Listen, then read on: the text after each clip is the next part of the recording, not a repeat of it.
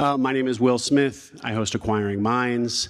And what we're going to do on this panel is have a conversation with a couple of business buyers, searchers, who raised capital to make their acquisitions. So we heard from Tony this morning. We heard from the investor, the investor perspective, but we haven't really heard what it's like for searchers to find, work with investors, raise that money, and then what it looks like not only pre-acquisition but post-acquisition. So both of these gentlemen raised money for their acquisitions. Very different stories, each of them. Every story in this world is, of course, very unique and messy.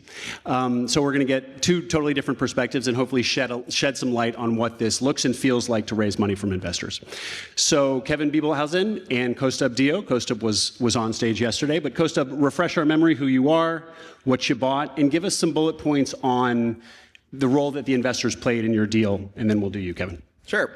So Kaustubh Deo, I bought a tree trimming business called Blooma Tree Experts in Seattle in February of last year. I had a pretty classic self-funded deal structure, so 80-ish% SBA leverage from Live Oak, a little bit under 10% seller note from the seller, and then I raised capital. I put in some of my own equity. So I have 12 investors in the deal who are in a pref, just like self-funded deals, and then I have a majority of the common and all major governance rights. Great. We're going to pick that apart a little bit. Kevin Beibelhousen. So I'm Kevin Beibelhousen. In January, I purchased Heritage Fabrics out of Concord, which is just north of Charlotte, North Carolina. My deal structure was actually fairly similar. I mean, I had about 70% debt from SBA on there and 20% seller note, 10% equity. So I also have about 12 people on my cap table. So, I'd be curious to actually know what your minimums were, but like my minimums were 50,000. I probably should have raised it. That's something we can also talk about too, but yeah. Great. So let's hear a little bit about, for people who've maybe never raised capital, and we're kind of flying through terms. A lot of the people in this room will already understand those, but let's move real slowly. So both of you just said about 10% of your deals was equity. Kaustubh, how does that work? How is that 10% made up? Yeah, so the standard self-funded deal structure on the equity side is of that equity amount, right? 10% of the total purchase price, roughly. Of that equity amount, the searcher usually puts in somewhere from 0 to 20% of the actual equity capital. The investors put in somewhere from 80 to 100% of the equity capital. The investor's money goes in as preferred equity, which means it's sitting behind the debt ahead of the common. The searcher, sometimes they get their actual capital as pref, mine is not. So they're just sitting in the common.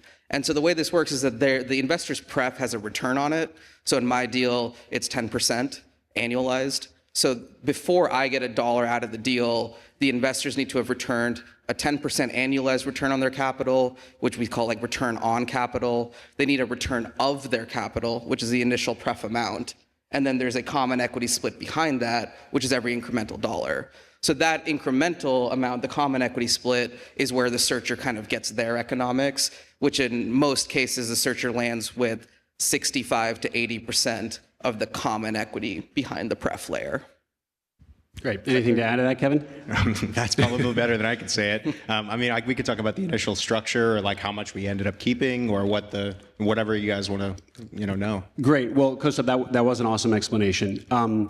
I want to understand. So for anybody in this room, and also people who will be listening to this later, how did you all go about learning about this? Kaustubh, you have a PE background, so you came into this knowing how to do deals. So that might be your answer. But Kevin, I think you were a little bit less informed about how this works. Very much so. I think raising money from investors for people recently into search is mysterious and intimidating. So how did you? You can fly through these terms now, but what did it look like when you were first starting out to learn all this stuff? Yeah, well, when I was first starting out, it was 2017, 2018, and the HBR guide had just come out. And somehow I found it. I think it was on the Harvard Business Review podcast where they were doing like a summary of the book, and I was like, oh, I need to go read this book. And I remember falling in love with the story, and they're about buying a porta potty business. I'm like, that's exactly what I want to do. That is the coolest thing. So I ended up getting a deal under contract in 2018. Long story short, it fell apart in financing. They told me I needed a certain equity amount, and then I didn't. And then they were like, actually, we need you to double it. And I had put in every nickel, into this deal, so I didn't have any more money, so I had to walk away because I didn't know how to raise equity. I knocked on a couple doors and, didn't get anywhere, and was like, okay, I guess that's it.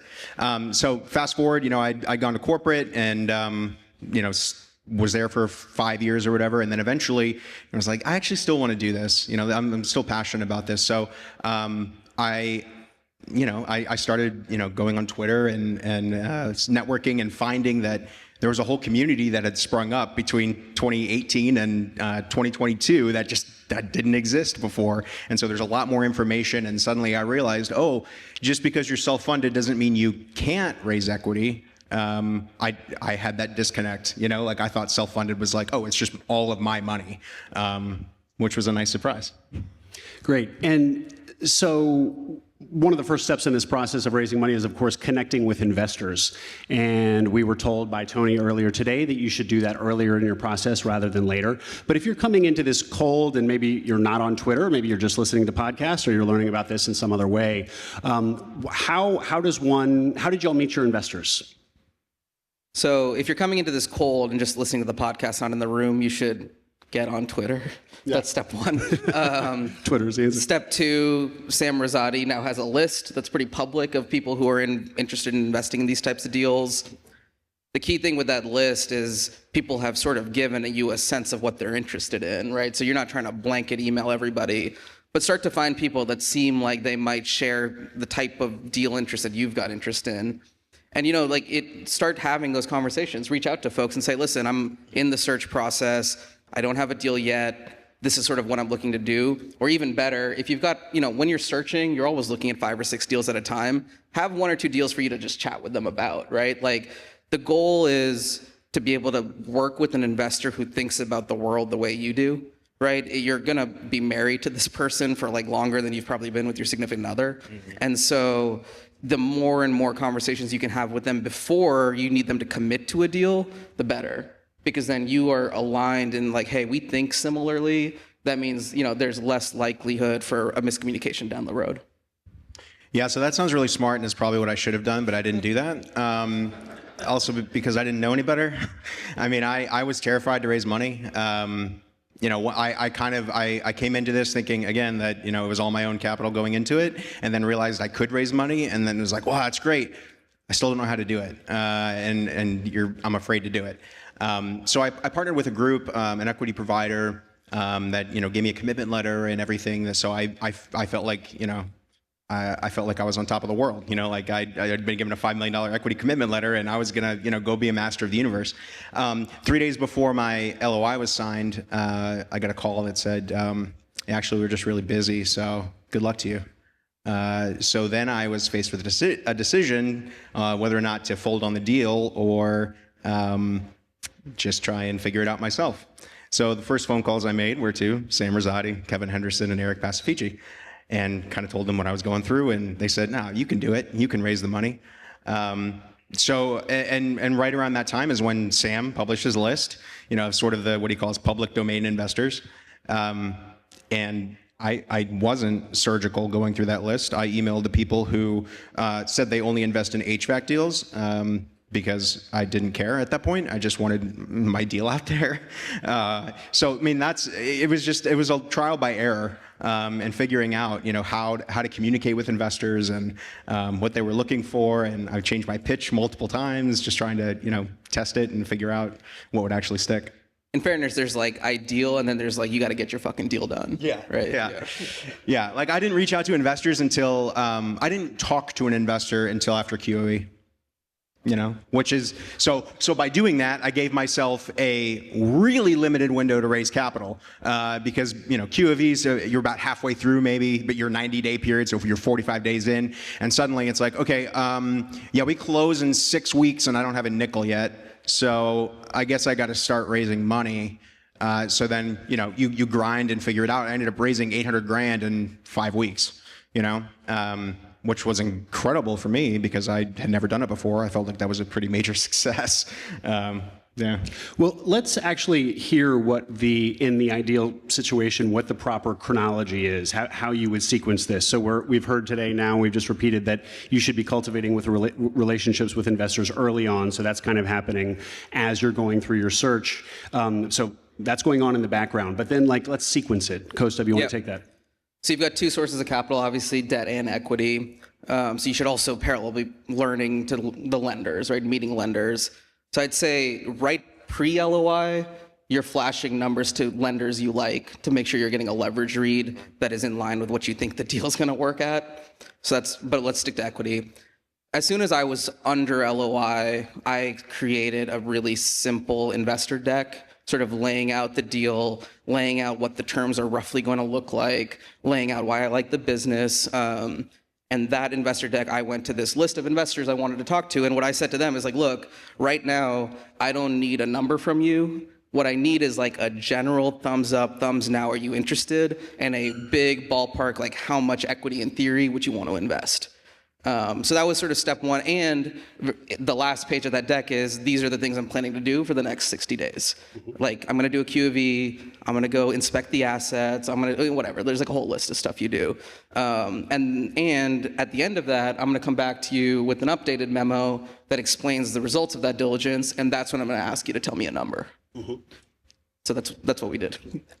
I think in theory, a lot of investors talk about, hey, communicate with us prior to your deal. And I don't know that I necessarily believe them, because when you go and reach out and you're just trying to have a coffee chat, essentially, you're like, okay, well, talk to me when you get a deal. But then, publicly it'll be, oh, just reach out when you're early stage. It's like, no, that doesn't really work. So in my experience, but yeah, since I started raising, I don't know if I would call it late in the process, but I certainly had a compressed timeline. My ask was much more aggressive at that point. So I also built a SIM, an investor SIM, and went through that whole process and sent it out. And then, at the end of the pitch, I wasn't, as nice, and was like, so how much can I put you down for? Was basically, was kind of the vibe. And, I guess I can't knock it because it worked, but I don't know that I recommend doing that. The other benefit of getting to space it out is you can kind of tranche your investors a little bit, where for me, coming from a private equity background, I could get a deal done. The minute the deal closed, I don't know what I'm doing, right? And so for me, I put a ton of value in being able to have a few investors that were small business owners themselves. And so what I wanted to do first was reach out to a select few investors with that background, figure out what their number is before I went to the wider list of folks. Because I didn't, they wouldn't be enough to fill the whole round, but I didn't want to accidentally squeeze out or downsize folks that could offer that kind of value-added investor experience. So that was by giving yourself that time. If you have the ability to give yourself that time, you can kind of be a little bit more selective. Yeah, and Kaustubh and I have very different backgrounds. In fact, I come from operations and sales, comes from finance and PE. So I actually ended up using a bastardized version of the model he used. Unbeknownst to me at the time, I got it through another searcher, and then I continued to bastardize it and just beat it into submission until it spat out the numbers that would make the bank happy. So that's how I use the model too. So. Anyway, yeah. So it's varying backgrounds. You can be successful. And so this question of value-added investors versus just purely writing checks. So let's talk about that a little bit.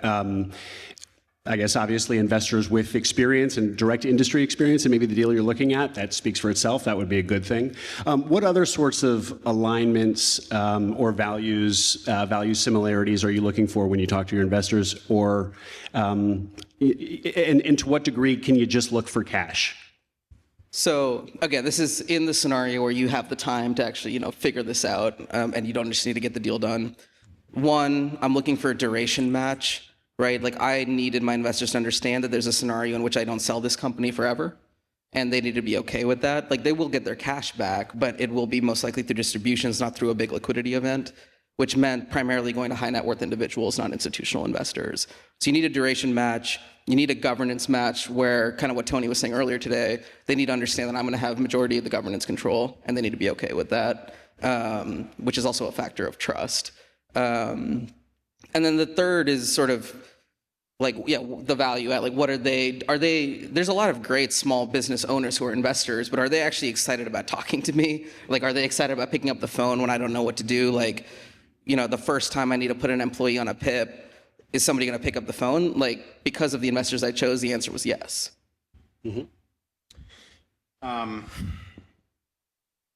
Can you repeat the question? Yeah, when you were looking at your investors, how are you selecting them? I mean, maybe when it's a mad scramble, it's just like whoever. Yeah. So, I mean, at that point, you know, do you have a pulse? Do you have a bank account? Are you breathing?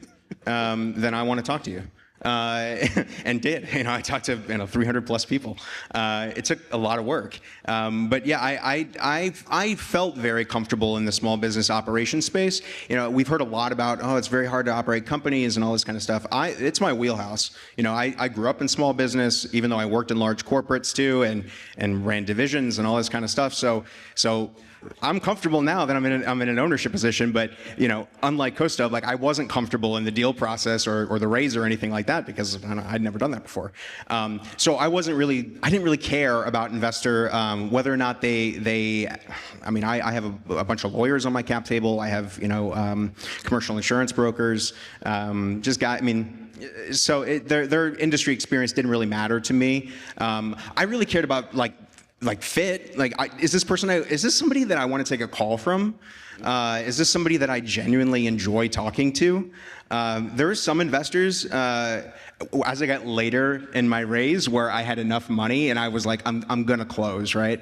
That I didn't call back because we had an initial conversation and was like, that's kind of a dick. I don't really want to work with this guy, which was like very much. An exciting place to be, that you can be selective at that point in time. If you can be selective, that's obviously the best way to go about it. And if I could add one other, I did not want investors who I didn't feel confident understood the risk profile of what we're doing. Like I've got friends in tech and they've got the money to invest. I just didn't want to have to educate them on like, this is a small business leveraged buyout that has a high risk of going to zero. And I don't want to have that conversation after the fact of why I lost their money. I don't want to lose any of my existing investors' money, but I think they have an understanding of what we've gotten ourselves into. And so that also precludes, you just said friends, but family as well, I assume. Yeah, I don't have any family investors either.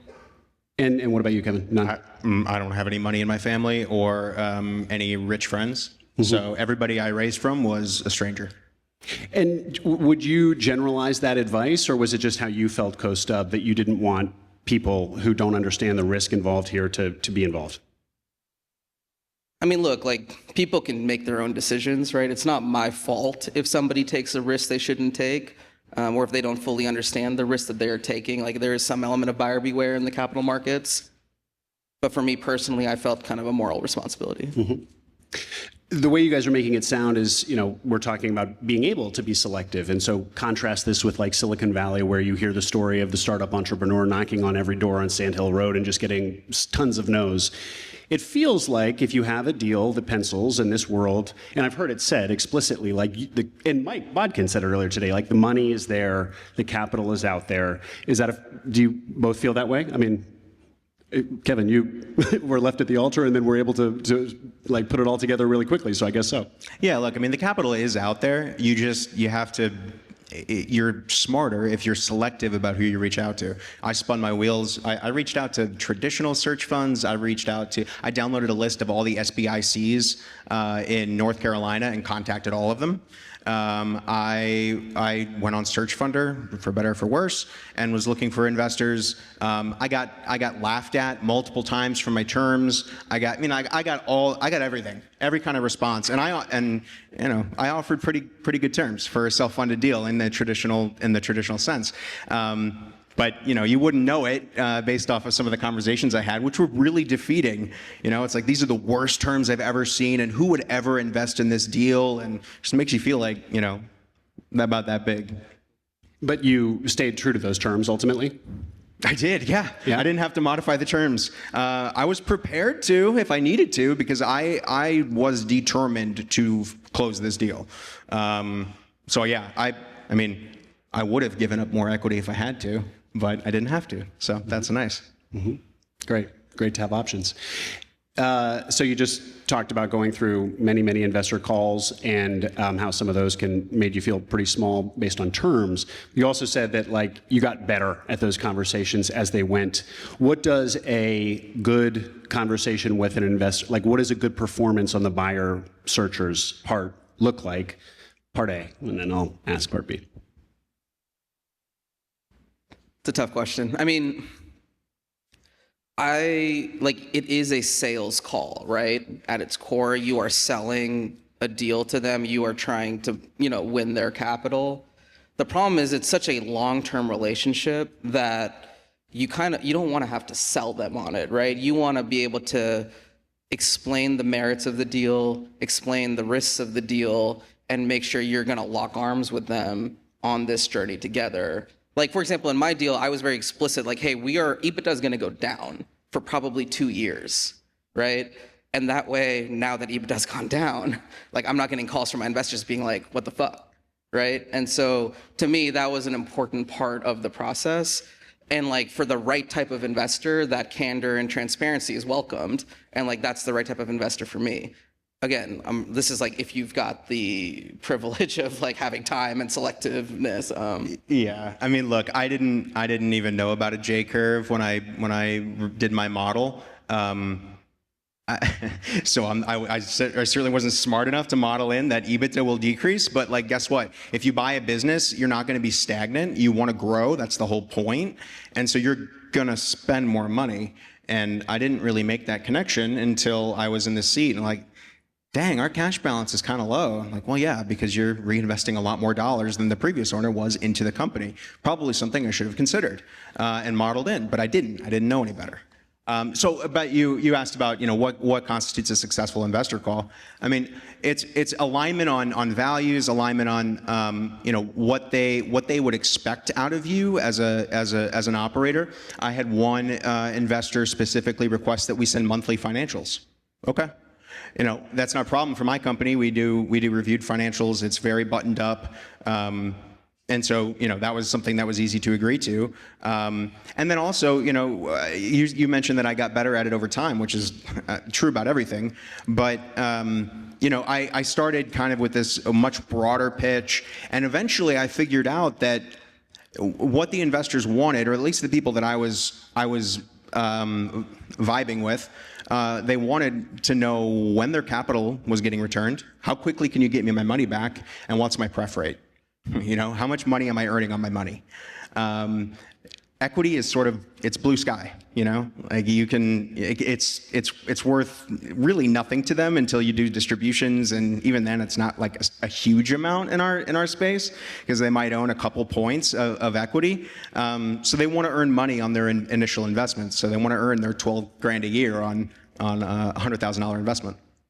And I think for me, I was selecting for investors who thought about it the opposite, where they don't really, they want to know that the money's there, but they're not asking for the distributions to happen right away. They would rather that compound. And so I was selecting for folks who would like to own it for 30 years because that means we've found something to do with that capital in the business for a long period of time.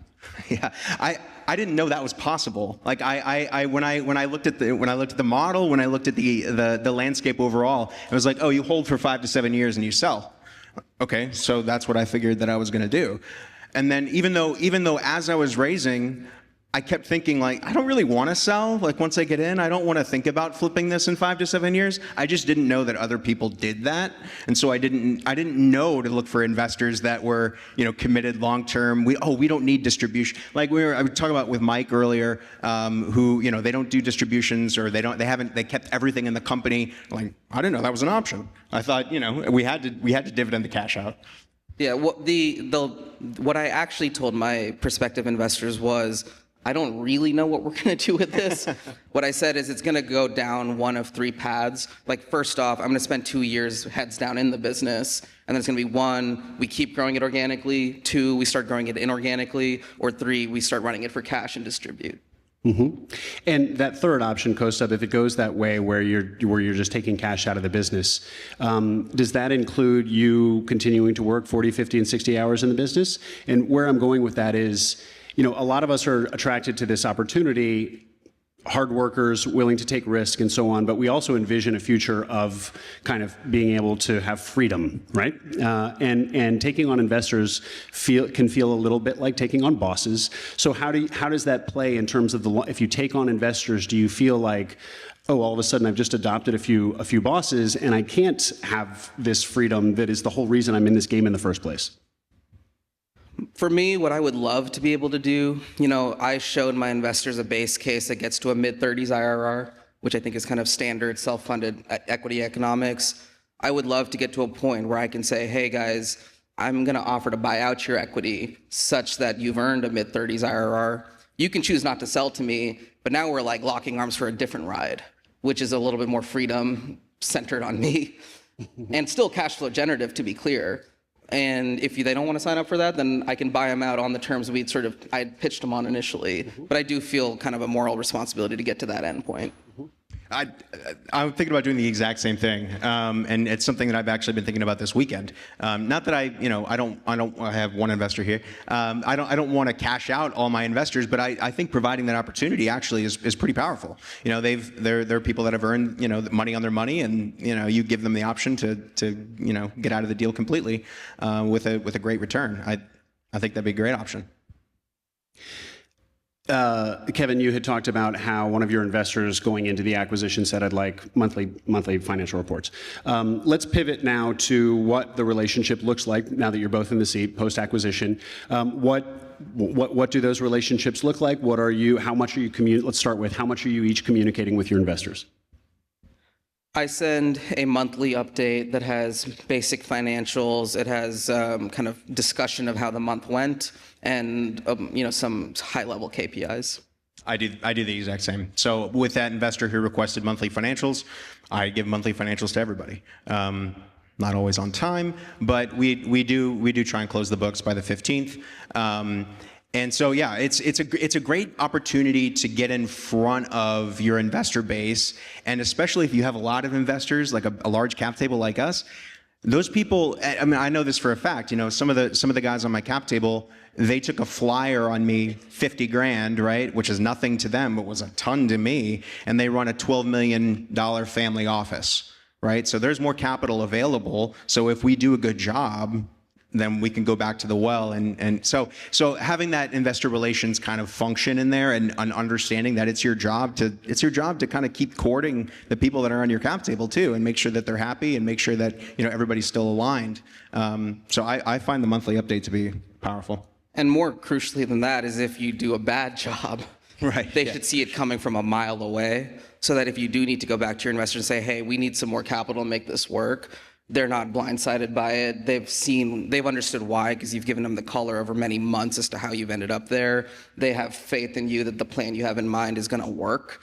I think as the owner of a business, you have an important responsibility to constantly reduce your cost of capital, whether it's on the debt side or the equity side. And transparency with your lender, transparency with your equity is how you do that. Yeah, and we've heard that explicitly. I mean, Tony this morning was talking about one of investments is going sideways, and he's only hearing about it now. And the guy's coming back to him for more money, and he's like, no thanks.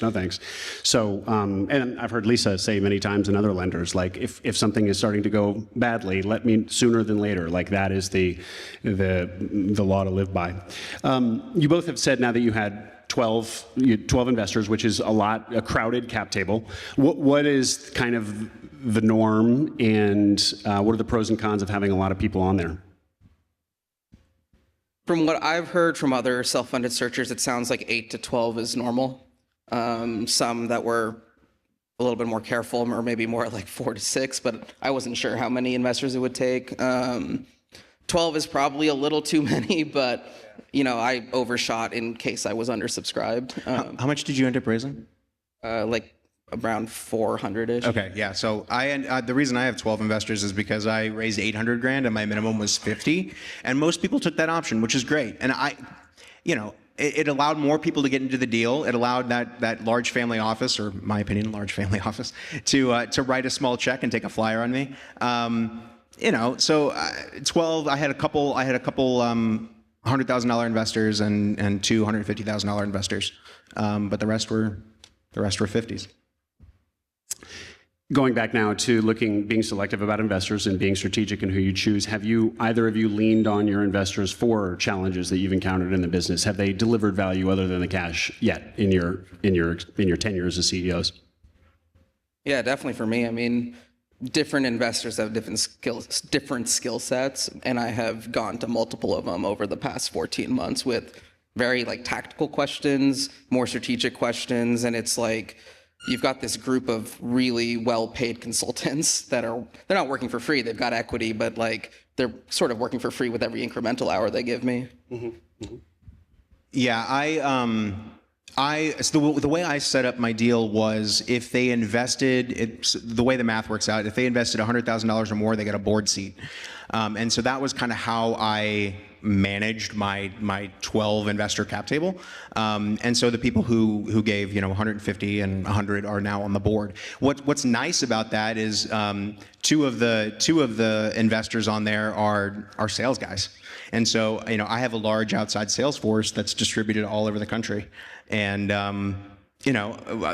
and salespeople need incentives. And so it was one of those things that I wouldn't have thought about until we had a board meeting last month, our first one, and they offered up, guys, I told them I was having some problems with the sales staff, and not problems, but trying to figure out how to push them in a new direction, how to work some of the smaller accounts. And then they were quick to offer advice and want to follow up and all this kind of stuff because they live this. They manage sales teams. So that was an unexpected kind of gift from my advisory board. As you reflect back now, and you're both in the seats of CEOs, anything that you would have done differently in your raise process? I mean, I think we've touched on a few things, but any kind of last thought you'd want to leave people with, a pitfall to avoid?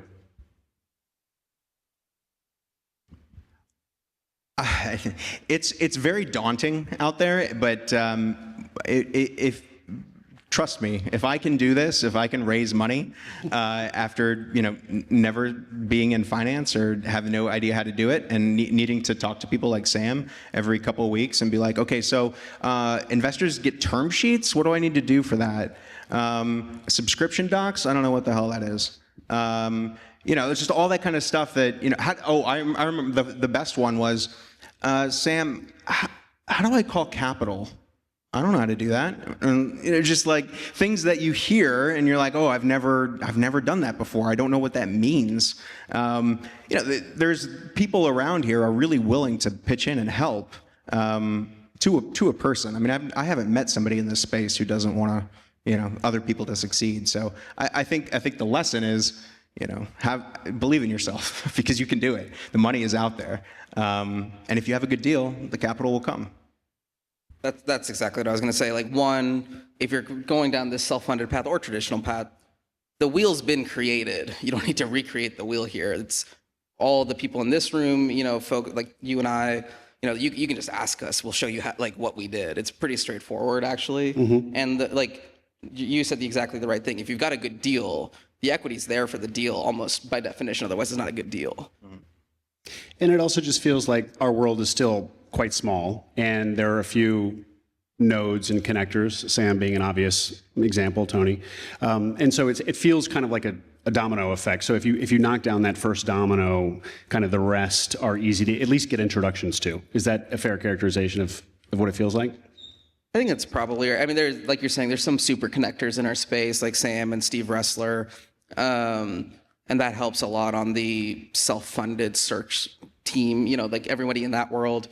But, you've probably got somebody in your world that is interested in this. I've got 5 of the investors on my cap table are from my career, my finance career, folks from that world, that just getting the ball rolling helps a lot, right? And one of them was more than willing to write a much bigger check, and that kind of gave me the confidence to lead into the rest of the fundraise, with my front foot. And so I think just getting that first one done it really feels good. Mm-hmm. Yeah, and to kind of go on the point of super connectors, I mean, let's just be honest. I mean, there are a lot of lazy people out there who have money to deploy, and they look for certain people who are on a cap table, and then they will just co-invest, and that's fine. You can use those people too. They're not bad people. They're somewhat outsourcing their diligence to another provider, right? It happens all the time in Silicon Valley. It happens in this space too, where they, this person's on the cap table, huh? They like this deal. Well, that must be a good deal then.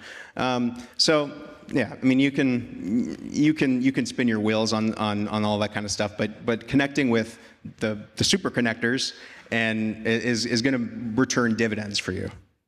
And in our space in particular, the super connectors are shockingly generous with their relationships. Fantastic, yeah. Which is really, really nice, right? They're not holding deals for themselves or for just their people. Like, they are really, really generous with that. And so we're lucky to operate in this space. Great. I think we have a few more minutes. Can we open up to Q&A?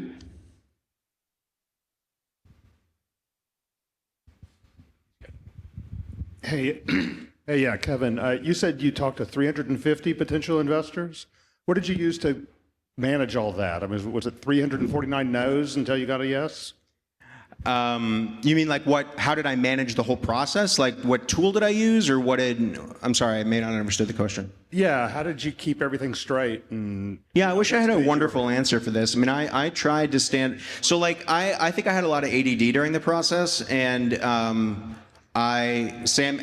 make sure to ask Sam what his favorite CRM to use is. He loves that question. He will talk to you for 2 hours about CRMs. So I tried to use a CRM, but I'm too ADD, and it didn't work. I still need to do that, but the answer was Excel. I just made a spreadsheet and, whatever, just went through it and kind of I put a date on there, the last contact, and, what they soft committed for, or I'm sure I wrote some notes on there. It's like, wow, this guy was a jerk. Don't call this guy back. Or like, hey, this person may be good for a future thing. I made notes to my future self on this Excel spreadsheet. But the funnel is real. You need a big top of funnel, especially if you don't have former finance people that used to be on your team. You're coming in cold like me. You got to have a large funnel, and the list is a great place to start. I think there's 250, 300 people on that list, and so I went out and added more, just scraping LinkedIn and, like I said, doing Google searches of random PE firms and God knows what else that I sent emails to. But yeah, I mean, does that answer your question? Yeah. I did I had a spreadsheet with name, NDA sent, NDA received. Yeah, exactly. Exactly. Teaser sent, teaser received, interested, not interested in amount of money. Yeah. One shout out is Live Oak has a equity worksheet that helps you calculate the 20% PG threshold. That is super useful for making sure you're actually keeping everybody under the right thresholds so they don't trip into PG world. Just to plug for CRMs, remember CRMs come from managing sales relationships, and as Kaustubh said earlier, this is a sales process, so important, using a CRM will help reinforce that in your own mind that you are selling, and you should manage all those points of contact. Any other questions? Next question. Got one. Hi, I'm Cody. I'm a self-funded searcher based in Southern California. I was curious to hear your guys kind of how you arrived at the ownership percentage that you negotiate on the common, because first of all, there's different kind of target IRRs you can be trying to ask to get from an investor, and then when you model it out, you could do some distributions kind of early on to kind of juice it, for example. So I'm just curious how you practically actually get to 70% or 75%, for example. I think the percentage of equity you get as a searcher is an output of the quality of your deal and the amount of leverage you're putting into it. So if you are doing max SBA leverage, the investors for that type of risk profile need to be earning, a mid-30s IRR in a reasonable base case, which means, mid-single digit revenue growth, not 20% annual revenue growth. So if you build that model, you can figure out what return that, implies that the investors need and what equity that means you get as a searcher. And if that number is smaller than you wanted as a searcher, it means you don't have that great of a deal. I think that's exactly right, and yeah, I think that's exactly right. So as for the way that I approached it was, number one, I had to raise quickly, so I wanted to offer aggressive terms. Number two, I was buying in an industry that most people were like, really? I bought a textile business. We design here in the U.S. and we import product from India and from Turkey, and then we wholesale distribute throughout the country, throughout the world. and most people did not like that industry. So I needed to offer aggressive terms, and I did. So you can back into it that way too. You can also pick an IRR that you want to get to and sort of back into it that way. That's maybe the right way to do it. I don't know. I just looked at it as like, I saw what sort of the standard was, like, oh, you need a 2x equity step up and you need a 10% pref rate. I'm like, okay, well, let me sweeten the pot a little. Let me do a 2.5x step up and let me do a 12% pref, and maybe that'll attract the capital I need.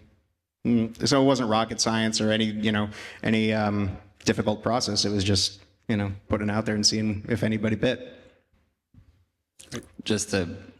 One follow-up, or not a follow-up, but just a comment. I actually ran a Twitter poll and I asked, if you're an investor, what do you think is like a target IRR? And there was like 25, 30, 35%, and there were votes kind of across the board, which I thought was kind of interesting. So, Yeah, if you voted 25%, reach out. Yeah, exactly. You can go buy a building. In the back there. Did either of you have lead investors that you particularly negotiated terms with, and then everybody else got the same terms? Or how many investors did you negotiate when you talk about terms, pref rate, et cetera? How many of your investors did you negotiate with that, and then how many of them just got what that first person took, got what you originally offered? How did that process work? I just set what it was, and it was reasonable, and everyone signed up to it. It also, to be clear, I probably could have gotten better terms, but I was operating with the idea of like, hey, these are people I want to work with for a long time. That's exactly. I would love to raise more money from them in the future. Like, this isn't my only bite at the equity apple. And so I left some money on the table sort of from the jump, and everyone signed up to the deal I offered. I wanted a lead investor. I had $800,000 to raise in, a short order. And so I tried to get those $500,000 check investors and struck out.